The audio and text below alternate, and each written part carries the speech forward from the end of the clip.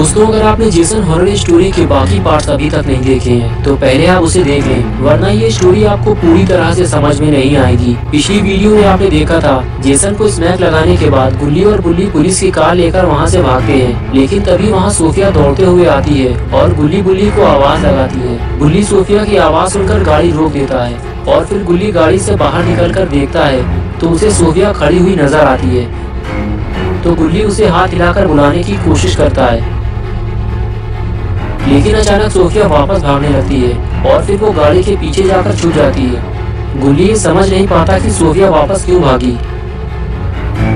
तभी गुल्ली गाड़ी से बाहर निकलकर देखता है तो उसे पता चलता है कि सोफिया वापस क्यों भागी और अब गुल्ली और बुल्ली को भी यहाँ से निकल लेना चाहिए। गुल्ली गाड़ी के अंदर बैठता है और गुल्ली से कहता है कि जेसन को मारना बहुत मुश्किल है, इसलिए मैं जा रहा हूँ बाबा को बुलाने। तुम सोफिया को जेसन से बचाने की कोशिश करो। अगर हम दोनों यहाँ से चले गए तो जेसन सोफिया को मार देगा। गुल्ली ने बुल्ली की बात सुनते हुए कहा, ठीक है, तुम जाकर बाबा को लेकर आओ, मैं सोफिया को जेसन से बचाने की कोशिश करता हूँ। और फिर गुल्ली गाड़ी लेकर वहाँ से चला गया और बेचारा गुल्ली सोफिया की जान बचाने के लिए गाड़ी से नीचे उतर गया। और अब आगे की स्टोरी देखते हैं।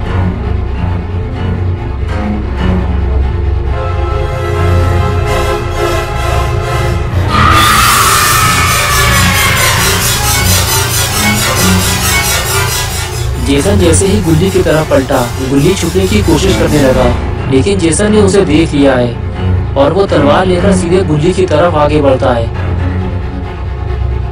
गुल्ली जेसन को अपनी तरफ आता देखकर फौरन वहां से भागता है और पहाड़ियों के ऊपर चढ़ने की कोशिश करता है। गुल्ली जेसन को सोफिया से दूर ले जाना चाहता है, इसलिए वो ऊपर की तरफ भागता है। उसे लगता है कि जेसन भी उसके पीछे पीछे आएगा, लेकिन जेसन ऐसा नहीं करता। वो गुल्ली को छोड़कर सोफिया की तरफ मुड़ता है। सोफिया जब देखती है कि जेसन ने उसको देख लिया है तो वो अंदर की तरफ भागती है, लेकिन जेसन भी उसके पीछे जाने लगता है।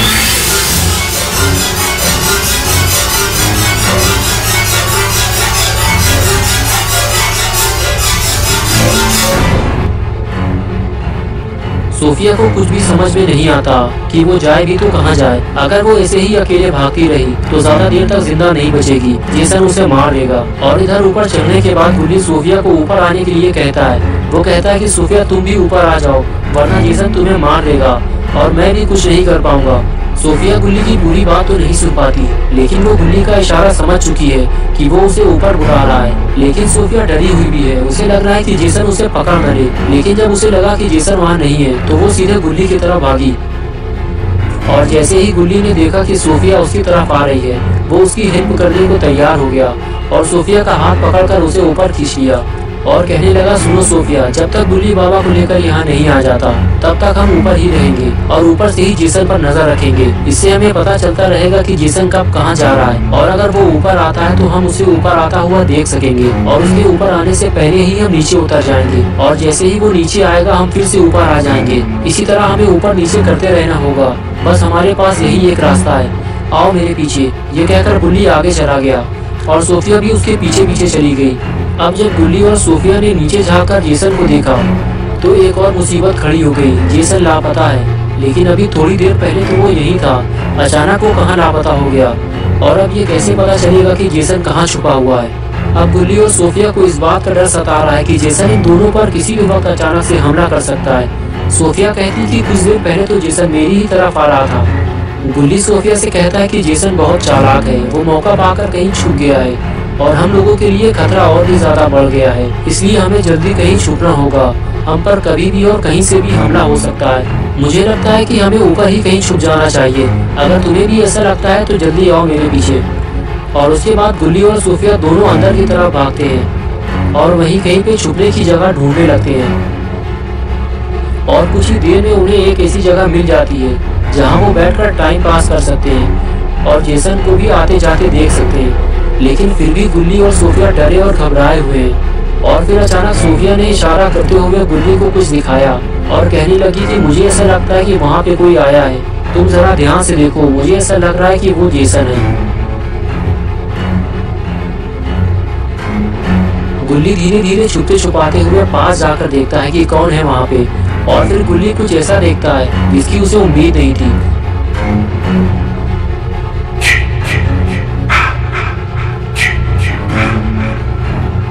और फिर वो सोफिया के पास जाकर उसे बोलता है कि तुमने ठीक कहा था सोफिया, वो जेसन ही है। वो छुपकर हमें देख रहा था। इससे पहले कि वो हमारे पास आए हमें जल्दी नीचे उतरना चाहिए। ये कहकर गुल्ली और सोफिया दोनों वहाँ से फरार हो जाते हैं, लेकिन दोनों को नीचे जाते हुए जेसन ने देख लिया है।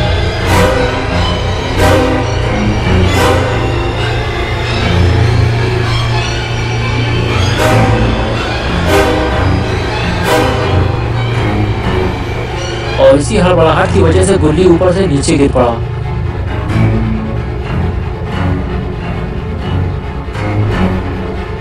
लेकिन अच्छी बात तो ये है कि गुल्ली को ज्यादा चोट नहीं आई और सोफिया ने जब गुल्ली को उठाया तो वो उठकर खड़ा हो गया और फिर दोनों जेसन से अपनी जान बचाकर वहां से भाग खड़े हुए। Don't stop, Jason. They deserve to die.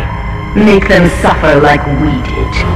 और इधर अपना गुल्ली बस गाड़ी लेकर बाबा के पास पहुंचने ही वाला है। अगर बाबा घर पे मौजूद हुए तो वो गुल्ली और सोफिया की मदद करने जरूर आएंगे, लेकिन अगर बाबा नहीं मिले तो गुल्ली को खाली हाथ वापस लौटना पड़ेगा और फिर जैसे इनका क्या हाल करेगा पता नहीं। गुल्ली गाड़ी से बाहर जाकर देखता है तो बाबा उसे एक्सरसाइज करते हुए दिखाई देते हैं। वैसे भी अभी सुबह के 4 बजने वाले हैं और बाबा सुबह 4 बजे से पहले ही उठ जाते हैं और उनकी पहलवानी चालू हो जाती है। गुल्ली को ये देखकर बहुत राहत मिलती है कि बाबा घर पे मौजूद है। गुल्ली को देखते ही बाबा बोले, क्या बात है गुल्ली, आज सुबह सुबह तुम भी पहलवानी करने आए हो?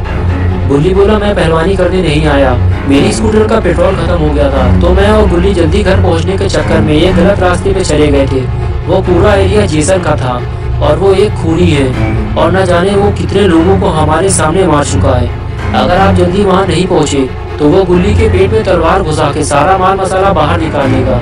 बाबा ने जब ये सुना तो वो गुस्से में आ गए और फिर वो अपने घर के अंदर चले गए और गुल्ली उनके बाहर आने का इंतजार करता रहा।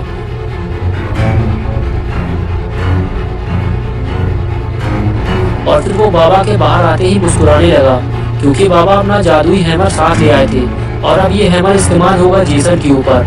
और फिर बाबा गुल्ली के साथ गाड़ी की तरफ चल दिए।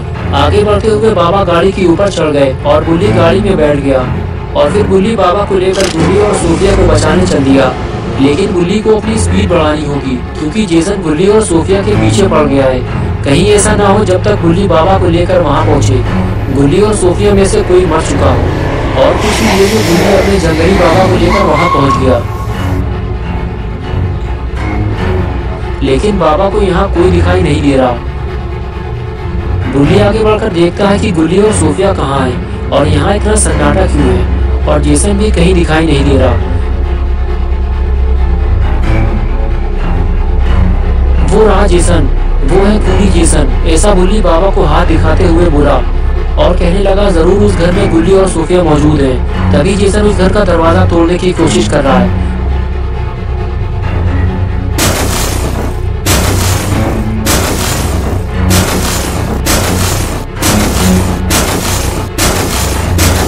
और फिर गुल्ली जेसन के पास जाकर कहता है कि जेसन, तुम्हारी मौत का वक्त आ गया है, तैयार हो जाओ मरने के लिए।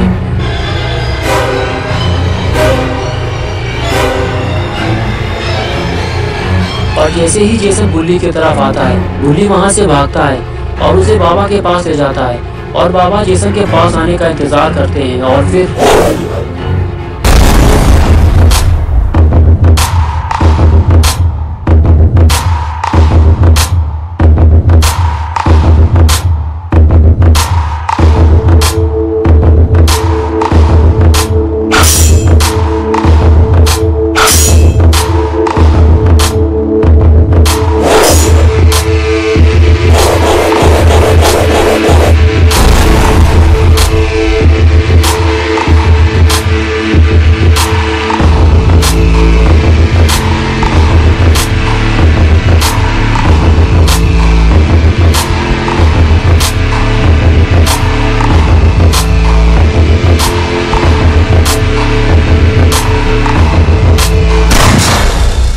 Jason, my boy, do you know what your gift is?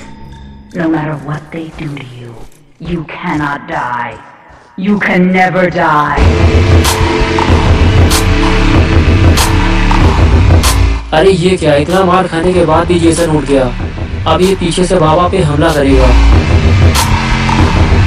लेकिन तभी गुल्ली ने चिल्लाते हुए बाबा को बताया जेसन पीछे से हमला करने वाला है। और बस फिर क्या था, बज गई जेसन की घंटी।